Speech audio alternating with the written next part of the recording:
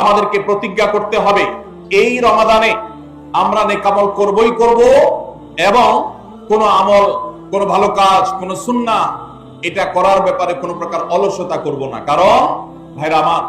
রমজান মাস পেয়েও যদি আল্লাহর কাছে কেউ ক্ষমা না পায়, একটা প্রসিদ্ধ হাদিস আপনারা সবাই কম বেশি শুনেছেন যে নবী সাল্লাল্লাহু আলাইহি ওয়াসাল্লামের কাছে জিবরিল এসে বলেছেন, বাউদামান আদরাকা রমাদান ফালাম ইউগফার লাহ,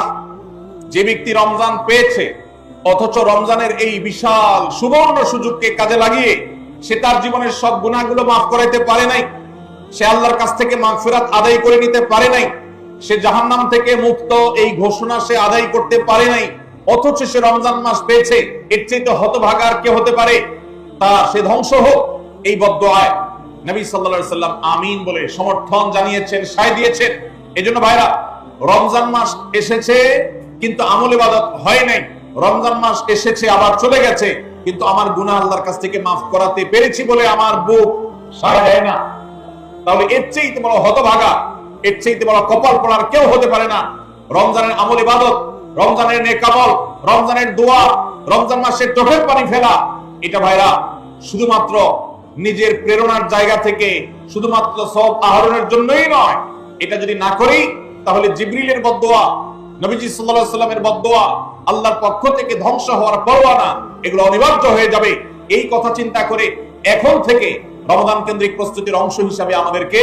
প্রতিজ্ঞা করতে হবে, এইবারের রমাদানের প্রতিটা দিন আমি আল্লাহর কাছে চোখের পানি ফেলে একটা নির্দিষ্ট সময় কান্নাকাটি করব, আমার গুনাহ খাতাগুলোকে মাফ করাবো, জাহান্নামীদের তালিকা আমার নাম যদি কোনো কারণে যেয়ে থাকে আমি এমন ভাবে রোনাজারি করব, এমন ভাবে ইস্তেগফার করব, এমন ভাবে চোখের পানি ফেলবো, একান্ত নীরবে আল্লাহর সাথে কথা বলবো যেন আমার সমস্ত গুনাহগুলো মাফ হয়, জাহান্নামীদের তালিকা থেকে যেন আমার নাম কেটে যায়। এর জন্য ভাইরা এখন থেকে প্রতিজ্ঞাটা করতে হবে। প্রস্তুতি হলো, কাজ হবে রমজানে, কিন্তু প্রতিজ্ঞা হবে এখন থেকে যে আমি কোনোভাবে এইবারের রমজানের সুযোগ আর হাতছাড়া করব না ইনশাআল্লাহ। তাহলে 3 নম্বর হলো যে রমজান কেন্দ্রিক সমস্ত আমলগুলো করব, আল্লাহর কাছে তওবা ইস্তেগফার করে নিজের গুনাহগুলোকে মাফ করায় ছাড়বো, জাহান্নাম থেকে মুক্তি তথা নাজাত এটা নিজের করে নেব, এই মর্মে প্রতিজ্ঞাটা এখন থেকে যেই কয়দিন রমজান আসতে সময় আছে প্রতিদিন আমাকে নবায়ন করতে হবে। প্রতিজ্ঞা আজকেরটা যেভাবে হবে কালকেরটা আরো স্ট্রং হবে, তারপরের দিন আরো স্ট্রং হবে। প্রতিদিন আমি স্বপ্ন লালন করব কবে রমাদান শুরু হবে, আর আমি আল্লাহ রাব্বুল আলামিনের কাছে রমাদানের এই সমস্ত ইস্তেগফার, তওবা, আমল এগুলোকে নিবেদন করতে থাকব।